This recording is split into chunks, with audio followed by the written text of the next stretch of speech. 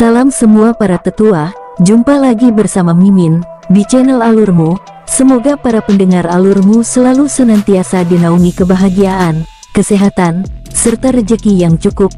Oke, Mimin langsung lanjut ceritanya. Selamat mendengarkan dan hidupkan imajinasi para tetua. Cerita pun dimulai.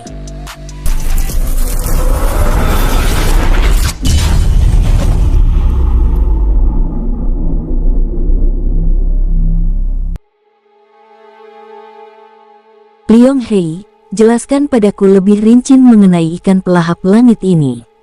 Baik penguasa, ucap Liong Hei. Penguasa, aku hanya tahu sedikit. Diceritakan bahwa Tian Kong Yu, raja para dewa ikan, memiliki 7 putra.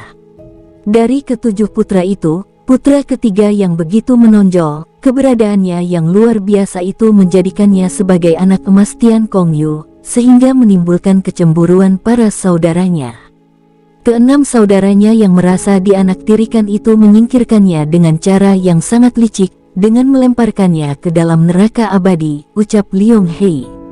Apakah karena itu namanya menjadi ikan pelahap langit? Tanya King Ruo. Tidak penguasa. Sebelum dikenal sebagai monster pelahap langit, dia memiliki nama Yu Jierui yang berarti pemuda yang berpikiran cerdas dan terbuka. Dia adalah pangeran yang baik, tetapi saat dirinya terbuang di dalam neraka abadi, dia berubah menjadi jahat. Yu Jierui ini bahkan dapat meyakinkan Raja Iblis untuk bekerja sama membuat kekacauan di langit, sehingga terjadi peperangan selama 100 tahun. Apa? 100 tahun? Benar penguasa. Tindakannya itulah mengubah namanya menjadi monster pelahap langit. Ambisinya awalnya adalah menjatuhkan kekuasaan Tian Kong Yu dan para saudaranya. Namun Raja Iblis dan pasukannya menggunakan kesempatan itu untuk menjatuhkan para dewa kuno yang berkuasa. Kekacauan panjang itu akhirnya dapat dipadamkan setelah 3 klan dewa kuno, yaitu Shen Guoxi Ling, Shen Guoxi Sisi dan Shen Guoxi Bao yang muncul memerangi mereka. Yu Jierui dan Raja Dewa Iblis dikalahkan lalu dilempar kembali ke dunia neraka besar dan disegel dengan segel abadi, ucapnya menjelaskan. Liong Hei menatap bola kristal merah darah itu mendesah panjang. Penguasa, kekacauan itu mengubah tatanan penguasa langit. Semenjak saat itu dunia para dewa berubah. Negeri langit yang kita sebut sebagai daratan ilahi diperintah oleh 3 klan dewa kuno selama 500.000 tahun.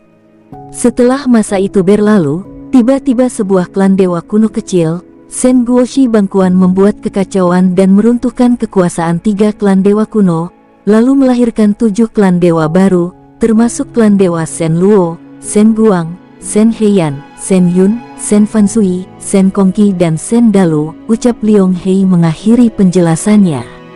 King Ruo terdiam, matanya yang tajam terus memperhatikan bola kristal merah itu sambil menyimak penjelasan Liong Hei. Penjelasannya sama dengan penjelasan ibu dan tetua Shen Qi dari klan dewa awan, batinnya. Jika demikian, dapat disimpulkan bahwa Yu Jierui ini begitu kuat karena memiliki darah dewa kuno. Benar penguasa, ucapnya sambil menatap bola kristal raksasa yang sekali bergetar itu. King Ruo lalu mulai mempelajari bola kristal raksasa tersebut dan mulai menyerap auranya.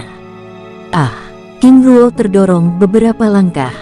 Penguasa, tenanglah, aku baik-baik saja. Aku hanya menyerap auranya, tetapi makhluk itu menyerang balik. Penguasa, mengapa Anda melakukannya? Ini sangat berbahaya dan ini bisa mengusik keberadaannya. Liong Hei, aku tahu batasanku, ucap King Ruo sambil membuat segel tangan. Penguasa, apa yang akan Anda lakukan? Tanya Liong Hei saat melihat King Ruo tiba-tiba menciptakan 4 pilar segel raksasa, serta melepaskan beberapa lingkaran mantra yang menyegel bola kristal tersebut. Aku ingin memurnikannya. Liong Hei, bantu aku, ucap King Ruo. Penguasa, ini sangat berbahaya. Aku takut jika pecahan jiwanya ini telah membentuk tubuh, jawab Liong Hei. Liong Hei, jika tubuhnya telah terbentuk, aku yakin dia tidak akan berada di dalam kristal ini. Bantu aku menguatkan pilar segel. Baik penguasa. King Ruo lalu membuat segel tangan. Secara bergantian, muncul 3 bentuk mantra formasi yang berbeda, yaitu formasi perisai jiwa yang berbentuk cakram berwarna putih polos, formasi tubuh abadi berbentuk cakram keemasan, dan formasi jiwa petir yang berbentuk cakram berwarna biru kehitaman. Teknik pemurnian darah dewa, Liong Hei membatin sambil terus menatap tuannya bekerja. Ketiga cakram mantra formasi tersebut mulai menyatu lalu membentuk bola keemasan yang mengambang dengan kekuatan petir yang berderak-derak. Sus, bola keemasan itu menyelimuti bola kristal raksasa tersebut. King Ruo lalu mengiris telapak tangan kanannya dengan pisau cahaya Shen Guang. Sus, beberapa tetes darah kemasan muncul dan memasuki bola kristal. Bola kristal itu bergetar. Mantranya mulai bekerja. Liong Hei terus awasi. Aku akan pergi. Jika ada tanda-tanda aneh segera kabari aku, ucap King Ruo. Baik penguasa. Setelah berbincang-bincang, King Ruo lalu meninggalkan Liong Hei bersama bola kristal raksasa merah itu menuju aula kultivasi, dan memulihkan diri. 2 jam kemudian King Ruo selesai memulihkan dirinya lalu memeriksa trisula transparan yang berada di dalam cincin penyimpanan Yuan Wu sebelumnya. Sus, trisula transparan dengan lilitan rantai emas keluar dari dalam cincin penyimpanan dan mengambang di hadapan King Ruo. Ternyata trisula ini terbuat dari giok putih transparan, batinnya. Dengan tenang King Ruo terus mempelajarinya. 2 jam kemudian, King Ruo menghentikan tindakannya. Mungkin trisula ini merupakan senjata Yu Jierui, karena aura yang menyegel senjata ini sama dengan aura yang menyegel bola kristal raksasa, batinnya sambil menyentuh trisula tersebut. Sus, aura monster Guaiwu yang begitu kuat dan ganas keluar dari trisula tersebut dan menghisap kekuatan King Ruo. Ucapnya sambil melepaskannya. Tidak heran Yuanku tidak menggunakannya. Karena tidak dapat menaklukkannya, King Ruo lalu menyimpan trisula itu kembali, lalu keluar dari dunia jiwa. Sus, rohnya kembali ke tubuhnya, dan membuka matanya. Kakak, Ling Er, apakah ada sesuatu yang aneh? Tanya King Ruo. Kakak, coba perhatikan wilayah yang kita lewati ini. Jawabnya. King Ruo mengedarkan teknik mata kilin langit, dan memeriksa tempat tersebut dengan seksama. Ling Er benar. Ada orang yang sangat kuat menutupi wilayah ini. Apakah kita telah tiba di kota Wanbu Sijian? Aku juga tidak tahu, tetapi kita telah melewati 2 kota kecil. Jika demikian, kita akan singgah di kota selanjutnya. Baik, menjelang pagi, Huo Mingzi tiba-tiba memperlambat gerakannya. Penguasa di depan kita ada kota kecil.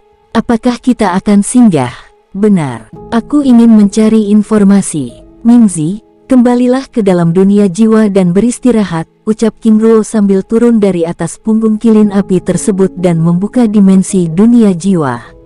Setelah Huo Mingzi kembali ke dalam dunia jiwa, King Ruo lalu membawa King Ling turun dari langit menuju sebuah pinggiran sungai yang tidak jauh dari kota yang akan mereka singgahi. Kakak, tempat ini cukup tenang. Bukankah itu lebih bagus? Karena dengan demikian kita dapat beristirahat dan memulihkan diri. Kakak benar, jawabnya senang. Ling Er, pulihkan dirimu biar aku yang akan berjaga, ucap King Ruo sambil memeriksa tempat itu. Dengan tenang King Ling lalu mengeluarkan ribuan kristal jiwa dan mulai menyerapnya dengan tenang. Sus, perisai ruang dan waktu muncul lalu melindungi tubuhnya. Dengan tenang, King Ruo lalu duduk di sisinya dan berjaga. Sambil menjaga King Ling, King Ruo mengisi waktunya dengan memeriksa isi cincin penyimpanan yang diperolehnya dari pasukan bayangan gelap, Pangeran Sang Tao, Tuan Muda Wu Tang, serta 2 tetua yang mereka kalahkan sebelumnya. Ternyata mereka benar-benar perampok ulung, dan mungkin telah beraksi cukup lama, batinnya. Dari cincin penyimpanan itu, King Ruo memperoleh 25 juta kristal jiwa, dan berbagai jenis sumber daya langka, kitab teknik jurus tingkat rendah, serta senjata tingkat menengah lainnya. Setelah memeriksa cincin penyimpanan tersebut, King Ruo lalu menyimpannya kembali ke dalam cincin penyimpanannya.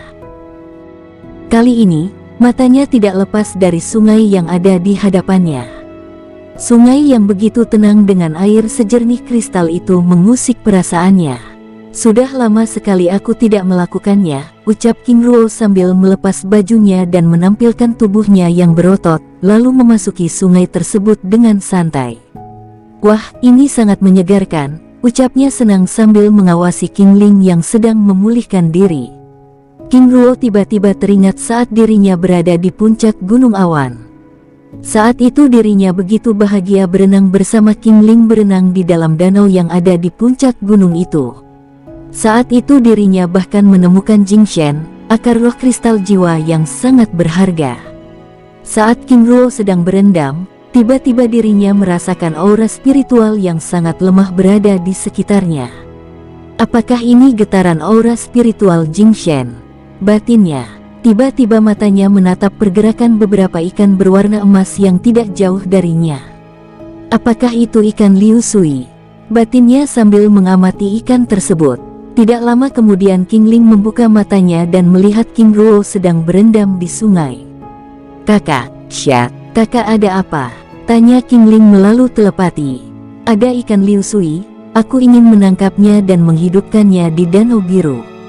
Kakak, itu berarti di sungai ini ada akar roh kristal jiwa, karena ikan Liu Sui hanya ada di daerah yang memiliki aliran spiritual langit. Ling benar, jawabnya sambil menciptakan segel tangan. Jaring emas muncul dari kehampaan dan menutupi permukaan sungai dan memasang perangkap ikan Liu Sui yang ada di dalam sungai itu. Semakin lama, jaring emas itu semakin mengecil dan menjebak semua ikan yang ada di dalamnya. Biur. King Ruo menyelam dan mengambil ikan tersebut dan memasukkannya ke danau biru yang ada di dalam dunia jiwanya. Ling ucapnya sambil menunjukkan satu ekor ikan Liu Sui.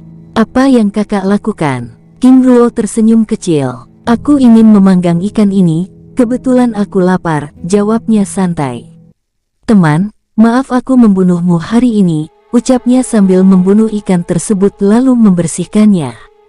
King Ling yang melihat tindakan King Ruo lalu mencari kayu bakar. Istriku, duduk dan beristirahatlah. Biar aku yang mengerjakannya. King Ling hanya tersenyum sambil terus meraih beberapa kayu kering yang ada di sekitar tepi sungai dan mengumpulkannya. Ling serahkan padaku, ucapnya sambil menyalakan api dan mulai memanggang ikan tersebut.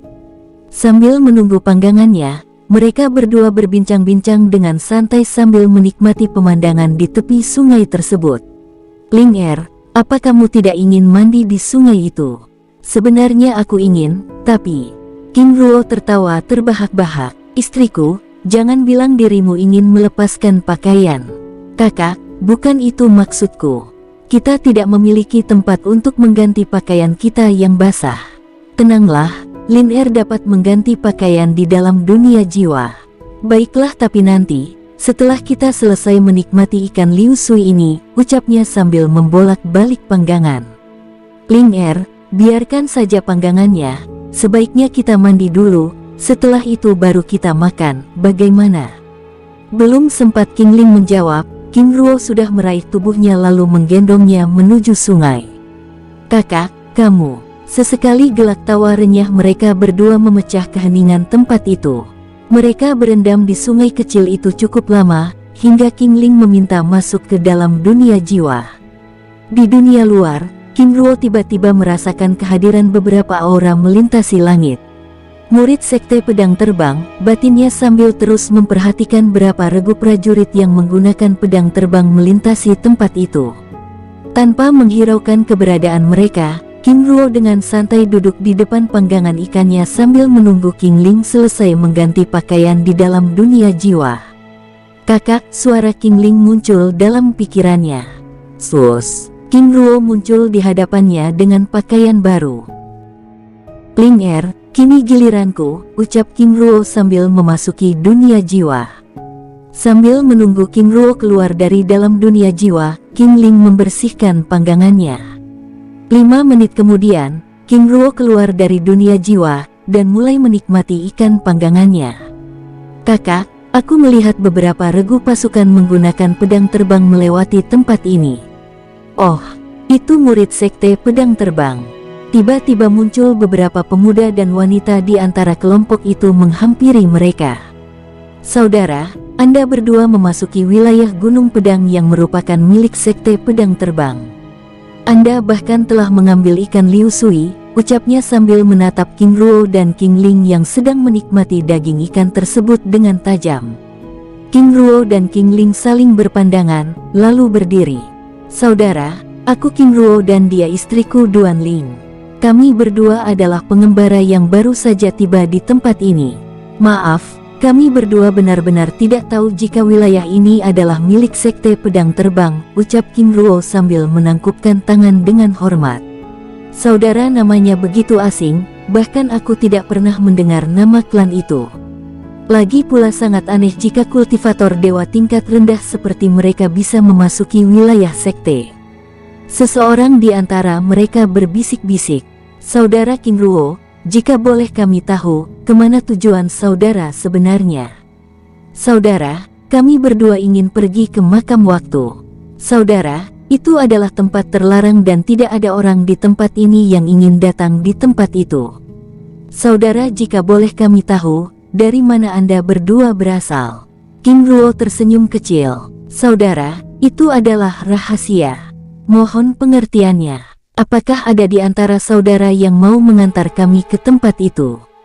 Para murid itu saling berpandangan, lalu menggelengkan kepalanya. "Jika saudara mau, kami akan membawa saudara ke sekte. Di sekte Anda dapat membuat pengumuman di aula misi, dan tentu saja ada biayanya. Bagaimana? Lagi pula saudara juga harus bertanggung jawab karena telah mengambil ikan Liu Sui." "Baik," jawab King Ruo dengan tenang sambil menganggukkan kepalanya. "Saudara, ikuti kami." King Ruo dan King Ling dengan tenang lalu bergerak mengikuti para murid sekte tersebut. "Kakak, mereka, Ling Sekte Pedang Terbang adalah sekte aliran putih. Tentu saja mereka menghormati keberadaan orang lain," ucap King Ruo melalui telepati. "Kakak, ini aneh karena kita sendiri tidak dapat merasakan apapun di tempat ini sebelumnya. Jika wilayah ini adalah milik Sekte Pedang Terbang, apakah kota kecil yang kita lihat itu adalah sekte?" "Ling aku juga tidak tahu. Tapi besar kemungkinan kota kecil itu adalah Sekte Pedang Terbang." Mereka terus bergerak meninggalkan sungai kecil itu lalu menuju kota yang akan didatangi oleh King Ruo dan King Ling sebelumnya. "Kakak benar, ini tempat yang kita kira kota kecil sebelumnya. Sungguh sekte yang aneh. Tempat ini tidak ubahnya seperti sebuah kota kecil." King Ruo membatin sambil mengawasi tempat itu. Saat memasuki gerbang kota, aura pedang yang begitu kentara mulai terasa. "Kakak, ini..." King Ling bergidik merasakan tekanan aura pedang yang seperti mengiris tengkuknya. "Ling aura di tempat ini memang hampir sama dengan aura di dunia makam pedang, tetapi ada sedikit perbedaan, di mana aura pedang ini tidak memiliki niat membunuh." King Ling menganggukkan kepalanya. Dia juga dapat merasakan perbedaan aura itu, tetapi tetap saja membuatnya bergidik. "Apa Ling takut?" ucap King Ruo sambil memindai tempat itu. King Ling menggelengkan kepalanya. "Ada kakak di sisiku. Lagi pula ini bukan dunia para Yao," jawabnya sambil tersenyum. Kemunculan aura pedang itu langsung mengingatkan mereka berdua pada dunia makam pedang yang berada di kota Wuki wilayah Kekaisaran Wei. Tidak lama kemudian, mereka akhirnya tiba di sebuah istana megah di tengah kota itu. "Saudara tunggu sebentar," ucap salah satu dari mereka. Seorang murid lalu memasuki istana itu. Tidak lama kemudian, murid itu kembali. "Saudara, mari." Dengan tenang King Ruo dan King Ling lalu mengikuti murid tersebut memasuki istana. Di dalam ruangan duduk tiga tetua yang menatap kehadiran King Ruo dan King Ling dengan penasaran. "Tetua, kami menemukan mereka berdua di tepi sungai Jiang, dan mereka juga telah mengambil ikan Liu Sui." Seorang murid memberikan laporan sesuai dengan apa yang mereka temukan di tepi sungai sebelumnya. "Baik, terima kasih laporannya. Sekarang kalian boleh kembali," ucapnya sambil menatap King Ruo dan King Ling dengan penuh selidik. "Baik tetua," jawab para murid itu bersamaan lalu meninggalkan tempat itu. "Hormat pada para tetua.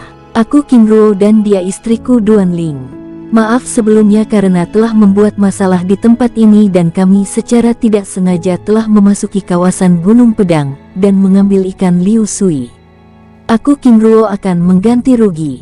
Mohon para tetua untuk menyebutkan harga, ucap King Ruo sambil menangkupkan tangannya dengan hormat.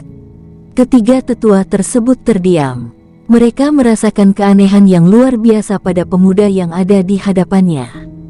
Mulai dari sikap dan ketenangannya, serta namanya yang terdengar asing. Yang lebih membuat mereka heran adalah bagaimana King Ruo bisa memasuki wilayah Sekte Pedang Terbang. King Ruo, itu adalah nama yang asing.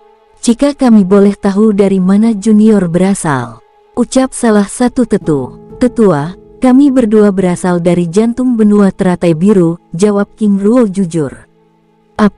Apakah Junior dapat membuktikannya? Dengan tenang King Ruo lalu menunjukkan lencana giok biru yang bergambar gunung emas yang dilingkari naga ungu. Ketiga tetua itu semakin terkejut. Tiba-tiba salah seorang di antara mereka lalu pergi meninggalkan tempat itu. Junior, apakah Anda benar-benar dari jantung benua? King Ruo dengan tenang menganggukkan kepalanya. Tidak lama kemudian tetua yang pergi tersebut lalu kembali dengan seorang pria paruh baya yang memiliki aura karisma yang luar biasa. Hormat pada Patriark Jian Mingtaiji, ucap kedua tetua yang ada menyambut pria paruh baya tersebut. Jian Mingtaiji menatap King Ruo dengan penuh selidik. Hormat pada Patriark, ucap King Ruo dan King Ling dengan hormat. Jian Mingtaiji lalu duduk di kursinya sambil mempersilakan semua orang di dalam ruangan itu duduk kembali. Junior King Ruo, apakah benar itu nama Anda? Benar Patriark, jawab King Ruo dengan tenang dan hormat. Bisa Anda sekali lagi menjelaskan bagaimana Anda bisa tiba di tempat ini? Patriark, saat ini kami berdua ingin bepergian ke ujung timur, dan kami berdua secara tidak sengaja memasuki tempat ini. Junior, dari mana Anda berasal? Ucapnya bertanya sambil meminta King Ruo menunjukkan identitasnya. Patriark, kami berasal dari jantung benua teratai biru, balas King Ruo sambil menunjukkan lencana giok biru bergambar gunung emas yang dilingkari naga ungu. Junior King Ruo, ini adalah lencana pemimpin Sekte Gunung Emas. Apakah Anda seorang patriark? Ucapnya dengan wajah ragu. King Ruo tersenyum kecut sambil menggelengkan kepalanya. Patriark, kebetulan aku dipercayai oleh para tetua dan para wakil pemimpin lainnya untuk menjadi wakil pemimpin puncak gunung utama, jawabnya merendah. Itu berarti kedudukannya sama seperti seorang patriark, ucap Jian Mingtaiji dan ketiga tetua tersebut membatin. Mereka akhirnya memahami tindakan King Ruo yang begitu tenang dan santai ketika berbicara dengan mereka. Sangat mudah, aku ragu dengan tingkat kultivasinya, para tetua itu membatin. Patriark, aku ingin meluruskan masalahku sebelumnya. Aku tanpa sengaja memasuki wilayah kalian, bahkan telah mengambil ikan Liu Sui dan memakannya. Mohon diterima pemberian yang tidak seberapa ini, ucap King Ruo sambil mengeluarkan sebuah peti kecil dari cincin penyimpannya. Wakil pemimpin, maaf kami tidak bisa menerima pemberian Anda ini. Terlebih lagi tindakan Anda adalah hal yang tidak disengaja, ucap Jian Mingtaiji dengan hormat serta mengubah panggilannya pada King Ruo. Patriark, justru aku yang merasa tidak nyaman atas tindakan dan kelancanganku. Aku merasa sangat kecewa jika Anda menolak pemberianku yang tidak seberapa ini. Kesalahan sebesar dan sekecil apapun harus dipertanggungjawabkan. Jika aku mengabaikan hal seperti itu, bagaimana aku dapat memberi contoh yang baik pada para murid, ucap King Ruo sambil menyerahkan peti kecil tersebut. Jian Mingtaiji dan ketiga tetua tersebut terdiam. Mau tidak mau, dia akhirnya menerima peti kecil tersebut. Wakil pemimpin, terima kasih atas kemurahan Anda. Jika boleh kami tahu, kemana tujuan Anda sebenarnya? Tanya sang patriark. Patriark, aku dan istriku sebenarnya ingin pergi ke makam waktu. Apakah Patriark bisa membantu? Jian Mingtaiji dan ketiga tetua itu terdiam. Wakil pemimpin, tempat itu sangat berbahaya, bahkan yang pergi ke tempat itu tidak ada yang kembali. Patriark, aku hanya perlu satu orang yang bertugas sebagai penunjuk jalan. Jika sudah tiba di tempat yang dituju, penunjuk jalan itu bisa kembali. Aku akan membayar harga yang mahal bagi siapa saja yang mau, ucap King Ruo sambil mengeluarkan 500.000 kristal jiwa, 4 buah-buahan abadi dan 1 bilah pedang tingkat Dewa Bumi. Jian Mingtaiji terbelalak. Sumber daya yang menjadi bayaran penunjuk jalan itu ternyata sangat menggiurkan. Apakah masih kurang? Tanya King Ruo sambil menambahkan 500.000 kristal jiwa, serta 1 buah persik abadi, sehingga total hadiahnya 1 juta kristal jiwa, 5 buah buah-buahan abadi dan 1 pedang yang merupakan senjata tingkat Dewa Bumi. Ketiga tetua tersebut bahkan tidak dapat mengalihkan pandangannya pada buah-buahan abadi tersebut. Wakil pemimpin, hadiah ini lebih dari cukup, hanya saja aku tidak yakin akan ada yang mau menerima misi ini. Aku akan menyerahkan hadiah ini pada aula misi. Mohon wakil pemimpin menunggu 2 atau 3 hari, bagaimana? Terima kasih Patriark, kami akan menunggu. Wakil pemimpin, kebetulan sekali Anda ada di tempat ini. Aku akan membawa Anda jalan-jalan untuk melihat-lihat suasana sekte, serta bertukar pendapat mengenai kultivasi dengan Anda. Apakah Anda berkenan? Oh tentu saja, aku suka hal itu. Lagi pula, aku juga ingin belajar dari Anda, jawab King Ruo ramah. Haha, wakil pemimpin, Anda terlalu merendah, jawab Jian Mingtaiji dengan hormat. Ketiga tetua itu saling berpandangan saat mendengar keinginan pemimpin mereka yang sedikit aneh itu. Para tetua, jangan tertipu dengan penampilannya. Jika mereka kultivator tingkat rendah, mustahil jika mereka bisa tiba di wilayah timur. Selain itu, bagaimana mereka tiba-tiba memasuki wilayah kita yang tersegel ini? Telah kita ketahui bersama bahwa hanya orang-orang dari daratan ilahi yang dapat keluar masuk di tempat ini. Suara Jian Mingtaiji bergema di pikiran ketiga tetua tersebut.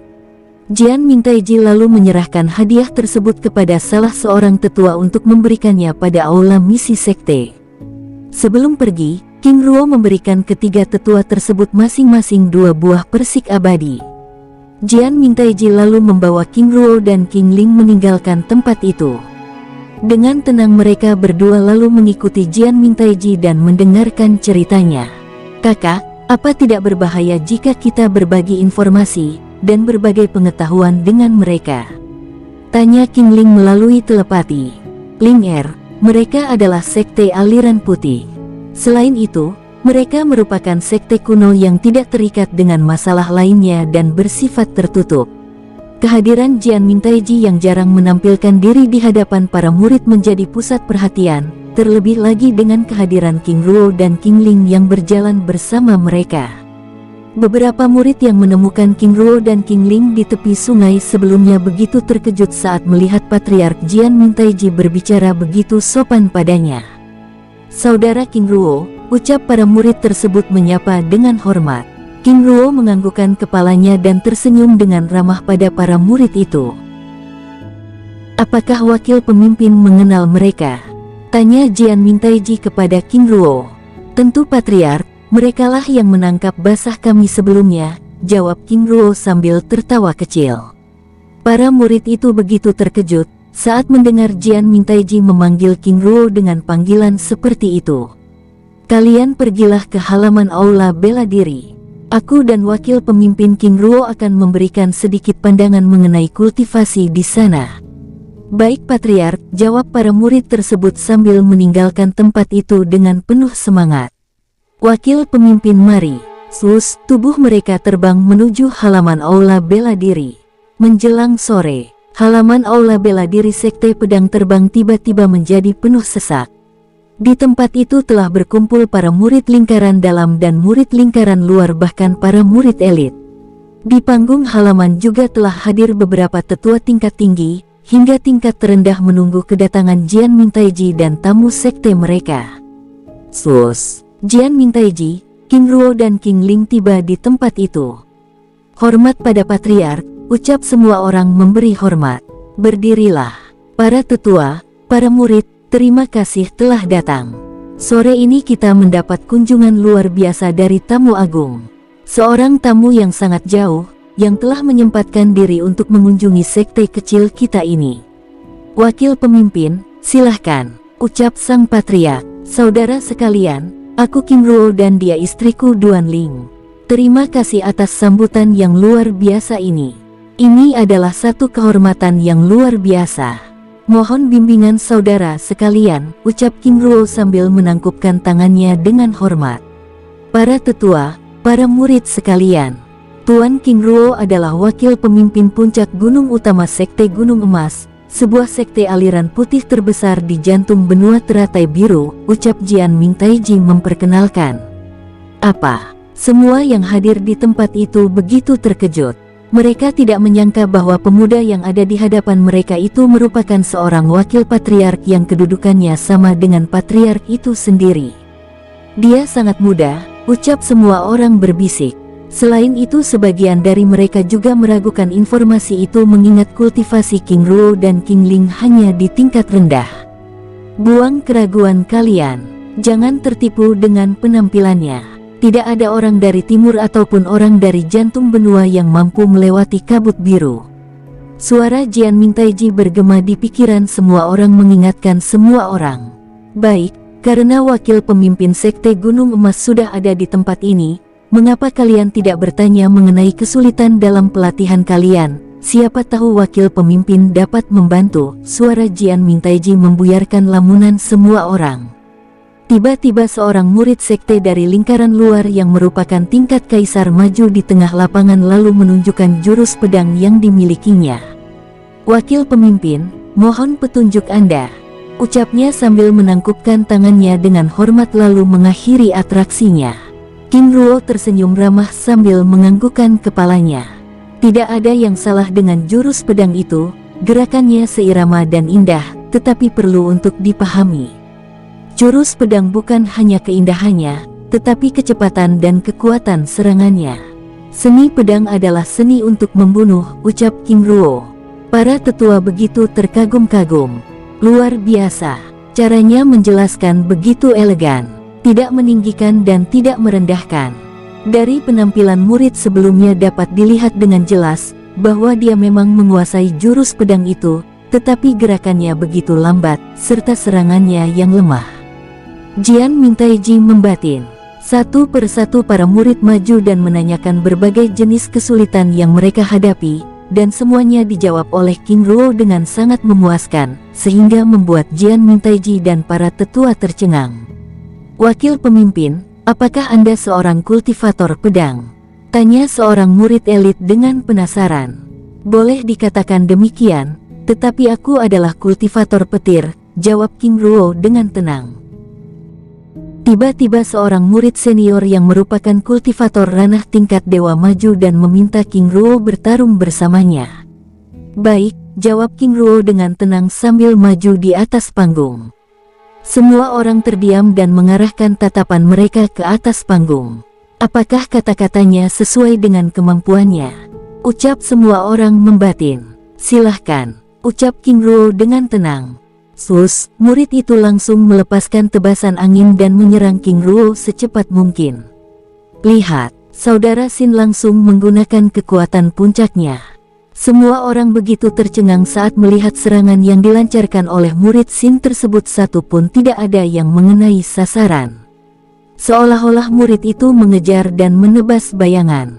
Jian Mingtaiji hanya tersenyum kecil, jangankan kamu, aku saja mungkin belum tentu mampu menyentuhnya. Sungguh kultivator yang hebat, batinnya. Wakil pemimpin, mengapa Anda tidak menyerang? Protesnya. Baik, jawab King Ruo sambil tersenyum lalu mengeluarkan pedang kayu. Wakil pemimpin, jangan menghinaku, ucapnya marah. Maaf, aku tidak bermaksud demikian. Begini saja, jika kamu dapat melukai pedang kayu ini, aku akan mengaku kalah, bagaimana? Ucap King Ruo santai. Baik, aku setuju. Baik, bersiaplah. Sus. King Ruo tiba-tiba bergerak menyerang murid tersebut. Dalam hitungan detik murid itu terlempar dari atas panggung dengan tangan dan kaki yang lebam. Apa? Aku bahkan tidak melihat serangannya, ucap para tetua tercengang. Murid itu hanya bisa meringis menahan rasa sakit pada kaki dan tangannya. Bahkan pedang perak yang merupakan pedang terbang tersebut terlempar beberapa meter darinya. Wakil pemimpin, bagaimana Anda melakukannya? Dalam bertarung, kamu harus sepenuhnya sadar bahwa kematian sedang menunggumu. Dengan begitu kamu akan lebih berhati-hati. Baca pergerakan lawan dan temukan titik kelemahannya, ucap King Ruo menjelaskan. Wakil pemimpin benar, aku memang tidak fokus. Apakah kamu tahu mengapa kamu kehilangan fokus? Aku terlalu berambisi mengalahkan Anda. King Ruo menggelengkan kepalanya. Setengahnya benar tetapi sebagian besarnya salah. Kamu mudah terprovokasi. Itu alasannya. Murid Xin tercengang, bahkan para tetua yang ada juga semakin kagum. Mereka semua dengan jelas memahami yang dimaksud oleh King Ruo. Ternyata pedang kayu itu adalah pengalihan dan bentuk provokasi, ucap Jian Mintaiji tertegun.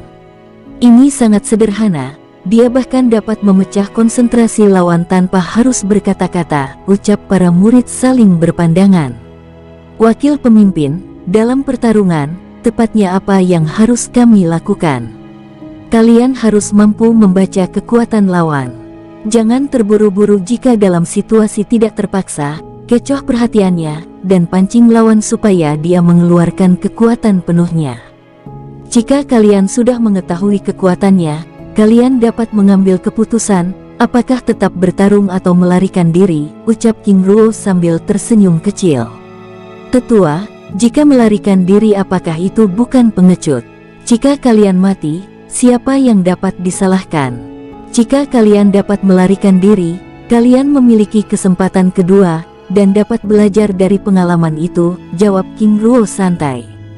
Para murid mengangguk-anggukan menatap King Ruo dengan hormat.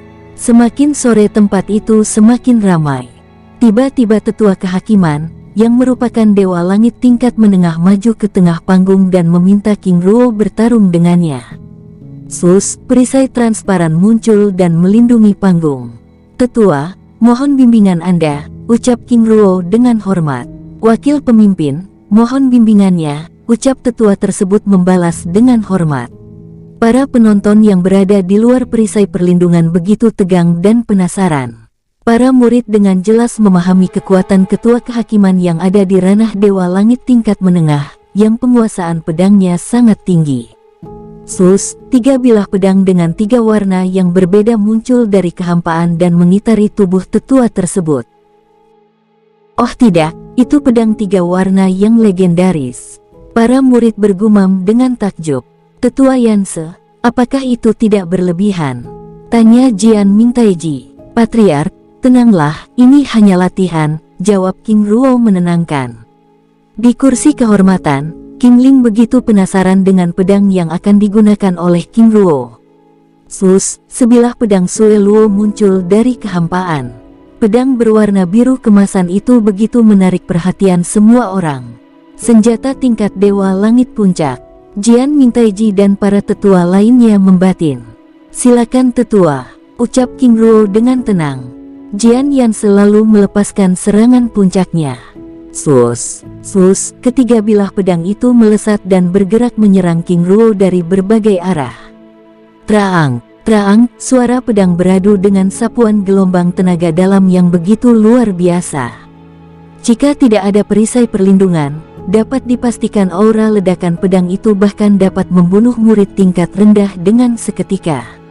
Jian Yanse berdiri di tempatnya dengan tenang sambil mengerahkan kekuatannya, mengendalikan ketiga pedang terbang yang terus menyerang King Ruo dengan kecepatan tinggi. Ternyata dia cukup hebat, batinnya sambil menggandakan kekuatan serangannya. Wush, duar, suara ledakan keras terus bergema saat ketiga pedangnya terus beradu dengan pedang Sue Luo. Beberapa tetua tiba-tiba berdiri dari tempatnya lalu mengirimkan kekuatan menjaga perisai perlindungan yang ada di tengah panggung pertempuran tersebut. Sesekali perisai itu tergores dan meretakannya, namun segera diperbaiki oleh para tetua tersebut. Di luar perisai perlindungan, para murid bahkan tidak mengedipkan matanya dengan jantung berdetak dengan kencang. Ini tidak terlihat sebagai latihan, tetapi pertempuran nyata antara kultivator pedang sejati, batin para murid saat merasakan niat pedang yang sesekali merembes keluar dari perisai perlindungan tersebut. 5 menit telah berlalu. Jian Yanse kini tidak lagi berdiam diri di tempatnya. Mereka berdua bahkan telah bertukar ratusan jurus, namun tidak terlihat ada yang kalah ataupun yang menang.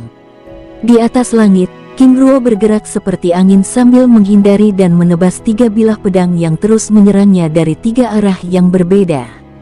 Persepsi yang sempurna, ucap Jian Mintaiji membatin sambil mengamati pertarungan tersebut. Ini sangat luar biasa. Tidak ada yang mampu bertahan selama 5 menit dengan serangan pedang 3 warna, tetapi ini sudah lebih dari 5 menit, bahkan wakil pemimpin King Ruo masih terlihat tenang, para tetua membatin. Wush, wush, duar, duar, ledakan keras bergema bersamaan terpentalnya ketiga pedang ke berbagai arah yang bergerak menyerang kembali. Aku tidak yakin wakil pemimpin King Ruo mampu mengalahkan tetua Jian Yanse, ucap para murid mulai menyimpulkan hasil pertempuran saat melihat kekuatan serangan Jian yang tidak melemah sedikitpun. Di atas langit, King Ruo terlihat dengan santai menghindar dan menangkis serangan ketiga pedang yang kini semakin cepat. Ini adalah serangan puncaknya, batin King Ruo saat merasakan niat pedang yang tiba-tiba mendominasi. Di hadapannya, Jian Yanse yang mulai terlihat kelelahan tidak ingin menunggu lebih lama lagi, karena semakin lama dia bertarung, maka semakin banyak tenaganya terkuras. Sungguh kuat, saat ini dia bahkan masih belum menyerang, batinnya. Kakak, apa ini tidak akan menyinggung perasaannya? Suara King Ling tiba-tiba bergema di dalam pikiran King Ruo. Aku juga sedang memikirkannya. Aku yakin kekalahan akan memberi rasa malu padanya, tetapi jika aku mengalah, justru akan merusak pelajaran yang aku berikan pada para murid sebelumnya, balas King Ruo melalui telepati juga. Kakak, lalu bagaimana? Semoga saja tetua Jian Yanse adalah orang yang berjiwa besar, jawab King Ruo sambil menangkis serangan. Wakil pemimpin, Anda terlalu bermurah hati dan menahan diri, ucapnya ingin merusak konsentrasi King Ruo. King Ruo tersenyum. Baiklah, ucap King Ruo lalu melesat menyerang. Sus, sus, tubuhnya bergerak zigzag dengan cepat. Sus, tebasan pedang Sueluo yang mengarah ke tetua kehakiman langsung dihadang oleh pedang berwarna merah. Duar, ledakan keras bergema bersamaan dengan terdorongnya Jian Yanse hingga beberapa meter. Tidak hanya itu, tiba-tiba King Ruo kembali menebaskan pedangnya. Sus, pedang berwarna hijau yang kini muncul menghadang serangannya. Duar, ledakan keras sekali lagi terdengar bersamaan dengan terlemparnya Jian Yanse hingga beberapa meter. Ah, teriaknya sambil membuat segel tangan. Sus, sus, ketiga bilah pedang berwarna itu lalu menyatu menjadi pedang raksasa. Trar, tiba-tiba pedang Sueluo mengeluarkan petir berwarna hitam keemasan. Lihat, ini adalah serangan puncak mereka, ucap para murid sambil berdiri. Sus, sus, King Ruo dan Jian Yinse bergerak dan saling mendekat. Duar, ledakan dahsyat bergema bersamaan dengan terlemparnya pedang 3 warna ke berbagai arah hingga menghantam perisai perlindungan dan menghancurkannya. Debu akibat ledakan dahsyat itu berhamburan menutup pandangan semua orang. Apakah wakil pemimpin membunuh tetua Jian Yanse? Tanya para murid penasaran saat merasakan aura Jian Yanse menghilang di atas panggung. Saat debu itu turun dan lenyap. Apa? Ucap semua orang terkejut lalu terdiam dengan wajah tercengang sambil menatap King Ruo yang berdiri di hadapan Jian Yanse dengan pedang Sueluo yang telah menempel pada lehernya. Dia mengalahkan tetua kehakiman. Ucap para murid takjub. Benar kata patriark, dia telah menipu kita dengan penampilannya sebagai kultivator dewa tingkat rendah, tetapi kehebatannya lebih tinggi dari yang kita bayangkan, para tetua membatin. Para murid yang telah menyimpulkan kekalahan King Ruo sebelumnya ternganga. Bagaimana mungkin, aku bahkan hampir tidak melihat gerakannya. Wakil pemimpin, aku mengaku kalah, ucap Jian Yanse sambil menangkupkan tangannya dengan hormat lalu menarik pedang 3 warna dan menyimpannya. Tetua Yanse, sebenarnya Anda lebih hebat dariku. Penguasaan teknik pedang Anda sangat luar biasa. Sebenarnya Anda sangat diuntungkan dengan 3 pedang, tetapi Anda terlalu bersemangat, ucap King Ruo sambil tersenyum ramah. Wakil pemimpin, apa maksud Anda? Tetua, Anda terlalu berambisi untuk mengalahkanku sehingga lupa menggunakan taktik sederhana dalam pertempuran. Wakil pemimpin, mohon petunjuknya. Tetua, caranya sangat sederhana. Gunakan 2 pedang sebagai serangan pengecoh, dan gunakan 1 pedang sebagai serangan utama, tetapi samarkan seperti serangan semu. Jian Yanse ternganga, mengapa hal sederhana seperti itu tidak terpikirkan olehku, batinnya. Hahaha, wakil pemimpin, terima kasih petunjuknya, ucapnya sambil menangkupkan tangan dengan hormat. Semua orang akhirnya merasa senang saat melihat keramahan dan keakraban antara King Ruo dan Jian Yanse, bahkan King Ling yang merasa cemas sebelumnya. Wakil pemimpin, mohon petunjuk lainnya, karena aku yakin Anda pasti mengetahui kelemahan lainnya. King Ruo menggelengkan kepalanya. Tidak ada kelemahan lainnya, hanya saja sebagai kultivator pedang tetua harus memutuskan teknik mana yang akan tetua gunakan. Apakah teknik pertarungan jarak dekat atau jarak jauh? Kedua teknik itu memiliki kelebihan dan kekurangan, tapi sangat bagus jika mampu menguasai kedua-duanya dalam tingkatan yang lebih tinggi. Dari kedua teknik bertarung itu, mana yang menurut wakil pemimpin lebih baik? Sepertinya bertarung jarak dekat, hanya saja perlu ditambah dengan teknik kecepatan dan akurasi serangan. Wakil pemimpin, mengapa bisa demikian? Tanya seorang murid. Kalian telah melihat latihan kami berdua sebelumnya. Aku menggunakan teknik jarak dekat, sedangkan tetua Jian Yanse menggunakan teknik jarak jauh.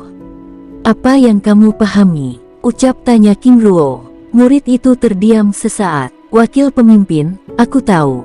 Jarak jauh kelemahannya terlalu banyak menggunakan tenaga dalam, sedangkan jarak dekat tidak terlalu menguras kekuatan walaupun resiko terlukanya lebih tinggi. Tapi dalam pertarungan siapa yang mampu bertahan lebih lama, maka dia memiliki kesempatan untuk menang. Haha, kamu murid yang cerdas. Siapa namamu? Ucap King Ruo. Lu Pio, jawabnya tegas. Baik, ini untukmu, ucap King Ruo sambil memberikan sebuah pedang tingkat Dewa Bumi Puncak. Wakil pemimpin ini, tentu saja untukmu. Terima kasih wakil pemimpin, ucapnya dengan kegirangan. Selain memberikan murid itu hadiah, dia juga memberikan murid Zen serta para murid yang berani maju sebelumnya. Menjelang malam, Jian Mingtaiji lalu berdiri dari kursinya. Para murid, kalian telah menemukan cara baru dalam bertarung maupun dalam berlatih. Gunakan itu untuk meningkatkan kekuatan kalian, ucap sang patriark sambil membubarkan rombongan itu. Baik patriark. Satu persatu para murid lalu meninggalkan tempat itu hingga menyisakan King Ruo dan King Ling serta beberapa para tetua lainnya. Para tetua, kembali dan beristirahatlah. Aku akan mengantarkan tamu kita ke istana kehormatan, ucap sang patriark. Setelah para tetua itu pergi, Jian Mingtaiji lalu membawa King Ruo dan King Ling menuju ke sebuah istana megah yang ada di selatan tempat itu. Sus, mereka bergerak dengan santai meninggalkan tempat itu. Di atas langit malam, King Ruo dan King Ling dapat melihat suasana sekte pedang terbang yang terlihat tenang. Bahkan tidak terdengar suara keributan apapun, hanya aura dan niat pedang yang semakin kentara. Setelah bergerak cukup lama, akhirnya mereka tiba di tempat yang dimaksud. Wakil pemimpin, Nyonya Duanling, selamat beristirahat. Jika Anda berdua perlu sesuatu, hubungi saja aku, ucapnya dengan ramah. Terima kasih patriark, ini lebih dari cukup, ucap King Ruo sambil tersenyum ramah. Setelah Jian Mingtaiji pergi, King Ruo lalu membawa King Ling memasuki ruangan istana itu. Di dalam kamar, King Ruo dan King Ling merebahkan diri dengan santai. Ling ada apa? Kakak terlalu terbuka dan baik pada orang-orang di sekte ini. Oh, aku juga tidak tahu. Aku merasa tenang dan nyaman tinggal di tempat ini. Lagi pula, kita perlu membangun hubungan dengan sekte-sekte lain, serta menaruh pengaruh dan kepercayaan kita pada mereka. Apalagi sekte pedang terbang adalah sekte aliran putih, ucap King Ruo. Aku takut jika keberadaan kita di tempat ini diketahui oleh musuh, balas King Ling. Ling tenanglah. Aku yakin rahasia kita aman di tempat ini. Lagi pula siapa yang akan percaya jika kita bisa berada di wilayah timur? Saat ini identitas kita hanya diketahui orang-orang dari sekte pedang terbang. Tenanglah, Sebaiknya kita beristirahat sambil menunggu informasi besok. Semoga ada murid yang mau menjadi penunjuk jalan, ucap King Ruo sambil memeluknya dengan lembut. Baik, jawab King Ling sambil membalas pelukan King Ruo dengan erat. Pagi hari, Sekte Pedang Terbang dihebohkan dengan informasi yang terdapat di papan pengumuman misi. Para murid berbondong-bondong mendatangi tempat itu dan melihat kebenaran informasi tersebut. Walaupun demikian tidak ada di antara mereka yang ingin mengambil misi itu. Untuk apa memiliki banyak uang dan sumber daya tingkat tinggi jika tidak akan kembali? Aku tidak tahu siapa yang begitu gila ingin mendatangi tempat yang berbahaya tersebut, ucap para murid membicarakan hal tersebut. Menjelang siang, para murid terus mendatangi aula misi dan memeriksa informasi tersebut, tetapi tidak ada yang mau mengambil misi itu. Di tempat lain, di dalam kamar, King Ruo dan King Ling dengan tenang berkultivasi. Hingga menjelang sore, mereka berdua masih belum mendapatkan konfirmasi dari tetua aula misi. Di tempat persembunyiannya, Jian Mingtaiji terus mengarahkan pandangannya ke aula misi untuk melihat murid yang berani mengambil misi tersebut. Ini sedikit mengecewakan, karena tidak ada jiwa petualang tangguh, batinnya. Menjelang malam, King Ruo dan King Ling membuka matanya lalu duduk dengan santai. Kakak, sepertinya tidak ada yang ingin menjadi penunjuk jalan. Apa yang harus kita lakukan? King Ruo terdiam, dia tidak menyangka bahwa makam waktu benar-benar merupakan tempat yang sangat menakutkan. Sebenarnya masih ada waktu 1 hari lagi, tapi aku tidak ingin menunggu. Aku akan menemui Patriark dan meminta petunjuknya, jawab King Ruo dengan tenang. Menjelang tengah malam, saat King Ruo hendak menemui Patriark Jian Mingtaiji, tiba-tiba dirinya merasakan kehadiran 2 aura mendekati pintu kamar. Wakil pemimpin, aku Jian Ye, tetua aula misi, ucapnya dengan ramah. Dengan tenang King Ruo lalu membuka pintu ruangan dan mempersilakannya masuk. Tetua Jian Ye, silakan masuk. Ada hal apa yang membawa Anda datang malam-malam ke tempatku? Wakil pemimpin, aku telah menemukan satu-satunya murid yang ingin mengambil misi tersebut. Zhen Cheng. Hormat pada wakil pemimpin King Ruo. Aku Jian Zhen Cheng menerima misi itu, dan bersedia menjadi penunjuk jalan untuk menemani Anda hingga tiba ke makam waktu, ucapnya dengan hormat. Zhen Cheng, terima kasih atas kesediaannya, tetapi apakah kamu benar-benar yakin ingin mengambil misi ini? Ucap King Ruo, sangat yakin, aku telah mempertimbangkannya dengan matang. Baik, karena kamu telah setuju, maka akan ada perjanjian di antara kita. Pertama, aku akan menjagamu. Kedua, aku akan membayarmu. Jian Ye lalu mengeluarkan surat perjanjian dan meminta kedua belah pihak untuk menandatangani perjanjian tersebut. Zhen Cheng, ini adalah hadiah yang telah dijanjikan sebelumnya. Pihak aula memotong hadiah itu sebagai pemasukan sekte, dan kamu memperoleh 900.000 kristal jiwa, 4 buah-buahan abadi, dan sebilah pedang, yang merupakan senjata dewa tingkat bumi. Terima kasih tetua, jawab Zhen Cheng sambil menerima hadiah itu. Wakil pemimpin King Ruo, dengan ini aku serahkan secara penuh murid kami dalam perlindungan Anda. Jika boleh aku tahu kapan Anda akan melakukan perjalanan? Ucap tanya sang tetua. Malam ini, karena semakin cepat semakin lebih baik, jawab King Ruo santai. Baik, jika demikian aku pergi. Wakil pemimpin semoga perjalanannya berjalan dengan lancar, ucap sang tetua sambil menangkupkan tangannya lalu meninggalkan tempat itu. Di dalam ruangan kini hanya ada King Ruo, King Ling dan Jian Zhen Cheng. Zhen Cheng, kamu hanya di tingkat spiritual. Apa alasanmu mengambil misi ini? Tanya King Ruo. Wakil pemimpin, aku menyukai tantangan, dan aku juga ingin menambah pengalaman, jawabnya tegas. Baik, aku suka hal itu. Sesuai dengan perjanjian maka aku akan membayar sisa yang aku janjikan, tetapi setelah kita tiba di tempat tujuan, adapun keamananmu, itu adalah tanggung jawab kami berdua. Baik wakil pemimpin, baik, sebelum kita berangkat aku ingin kamu memulihkan diri. Lakukan saja di kamar ini, karena aku dan istriku akan menemui Patriark. Baik wakil pemimpin. King Ruo lalu membawa King Ling meninggalkan tempat itu menuju halaman Jian Mingtaiji. Di tempat lain, di istana Patriark Sekte, Jian Mingtaiji duduk dengan tenang ditemani oleh beberapa tetua. Mereka berbincang-bincang dengan santai sambil membicarakan masalah perkembangan sekte serta berbagai informasi lain terkait masalah yang terjadi di wilayah timur. Pembicaraan mereka tiba-tiba terhenti saat King Ruo dan King Ling tiba di tempat itu. Patriark, para tetua, maaf telah mengganggu pembicaraan Anda sekalian, ucap King Ruo. Wakil pemimpin, Nyonya, silakan duduk. Terima Patriark. Wakil pemimpin, apa Anda sudah mau pergi? Tanya Jian Mingtaiji. Benar Patriark, kami telah menemukan seorang murid yang bersedia mengambil misi itu. Adapun tujuanku datang kemari adalah untuk melapor dan sekaligus pamit undur diri dari tempat ini. Patriark, aku King Ruo mengucapkan terima kasih atas kebaikan dan pelayanan Anda yang telah menerima kami di tempat ini. Wakil pemimpin, ini adalah kewajiban kami.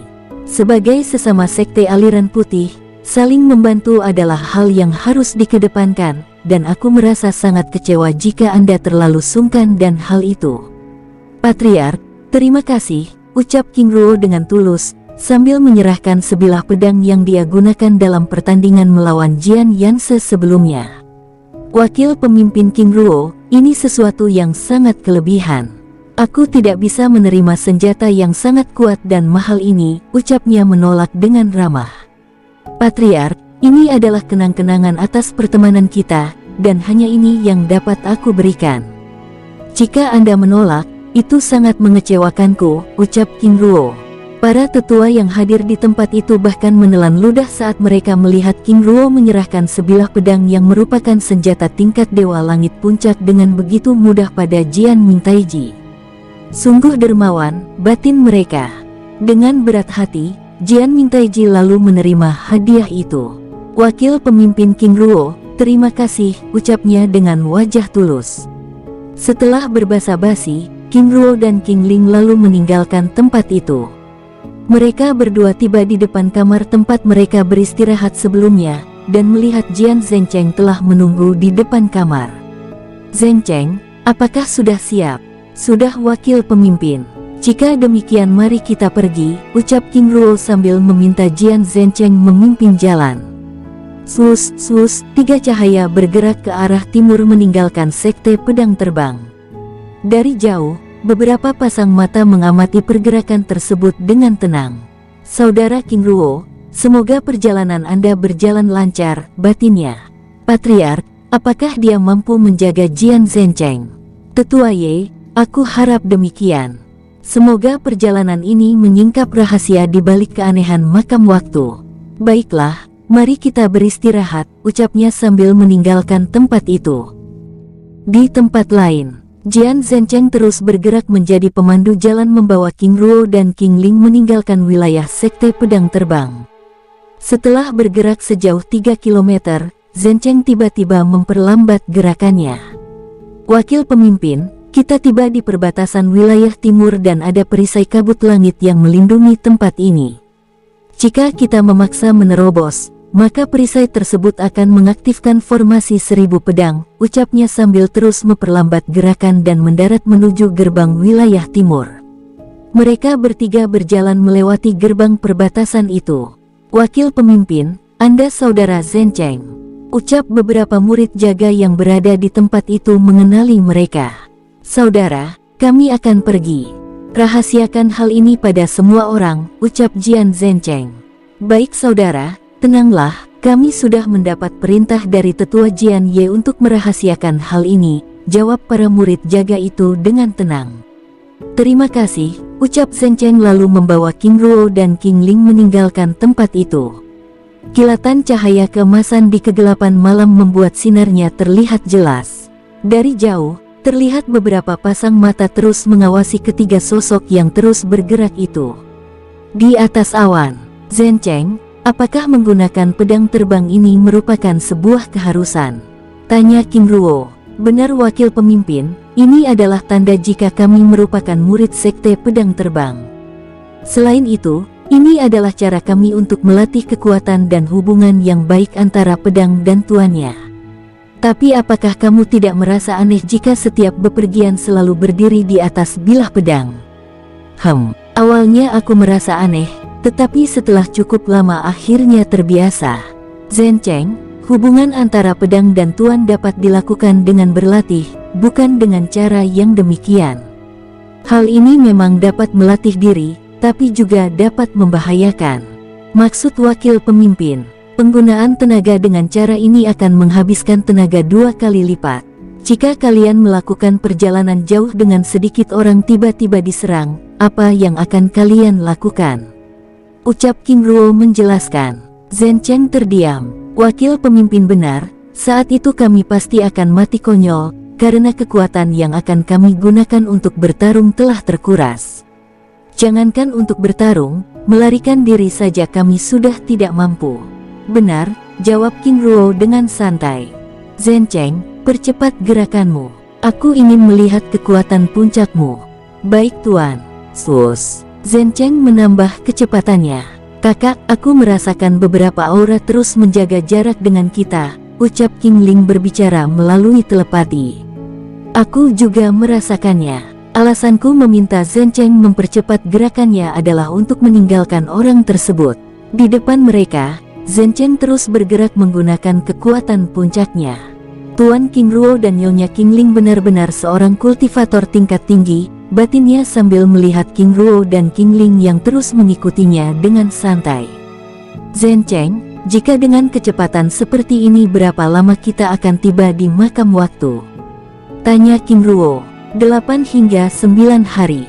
Rute perjalanan kita adalah melewati kota kecil Dongbianjie, lalu melewati kota terlarang Jinzide, barulah kita tiba di hutan tak berujung yang, jawabnya menjelaskan. Sungguh wilayah yang sangat luas, ucap King Ruo. Benar wakil pemimpin, sebenarnya jalur yang kita gunakan ini adalah jalan rahasia. Jika kita menggunakan jalur biasa, mungkin hampir 1 bulan. Kerajaan Wanbao Sijian adalah kerajaan besar, di wilayah kekuasaannya, ada 20 kerajaan kecil lainnya, termasuk kota Dongbianjie dan kota Jinzide. Lalu bagaimana dengan sekte pedang terbang? Apakah kalian juga berada di bawah kekuasaan kerajaan Wanbao Sijian? Tuan, sekte pedang terbang memang berada di wilayah kerajaan Wanbao Sijian, tetapi kami tidak terikat, apalagi berhubungan dengan mereka. Sekte melarang keras untuk hal itu, karena berbeda visi, tetapi sekte terbuka pada siapapun termasuk menerima para pangeran atau putri yang ingin menjadi murid sekte. Tanpa terasa, matahari mulai menampakkan wajahnya di timur menerangi semesta. Kakak, sepertinya aura itu menghilang, apakah mereka bersembunyi? Aku rasa tidak, tetapi lebih tepatnya menjaga jarak. Kakak, jika kita menggunakan kilin api, mungkin hanya perlu 1 atau 2 hari. Ling Er benar, tapi aku tidak ingin menunjukkannya. Sus. Si Yi tiba-tiba muncul di hadapan mereka. Wakil pemimpin, hati-hati, teriak Jian Zhen Cheng sambil menghentikan gerakannya. King Ruo tersenyum kecil, sambil meraih tubuhnya lalu membawanya melesat mengejar Si Yi yang bergerak lebih cepat dari mereka. Wakil pemimpin, apa yang Anda lakukan? Tenanglah. Dia adalah tungganganku, Si Yi, ucap King Ruo sambil membawa Jian Zhen Cheng ke atas punggungnya. Sus, perisai transparan muncul saat mereka tiba di atas punggung ular putih bersayap itu. Si Yi, gunakan kekuatan penuh. Berbicara melalui telepati. Baik penguasa. Sus. Si Yi bergerak semakin cepat. Zhen Cheng, sepanjang malam kita terus diawasi oleh seseorang. Alasanku meminta kamu mempercepat gerakan sebelumnya adalah untuk menghindari mereka. Menjelang pagi, aku merasakan aura mereka sepertinya semakin menjaga jarak, sehingga aku menggunakan kesempatan ini untuk mengeluarkan tungganganku. 8 hingga 9 hari adalah waktu yang sangat lama, dan aku tidak ingin menunggu lebih lama. King Ruo menjelaskan. Zhen Cheng mengangguk-anggukkan kepalanya. Zhen Cheng, tunjukkan arah perjalanan kita. Baik tuan. Di belakang mereka beberapa tetua yang mengawasi King Ruo terlihat begitu kesal. Tetua Jian Yanse, bagaimana cara mereka melakukannya.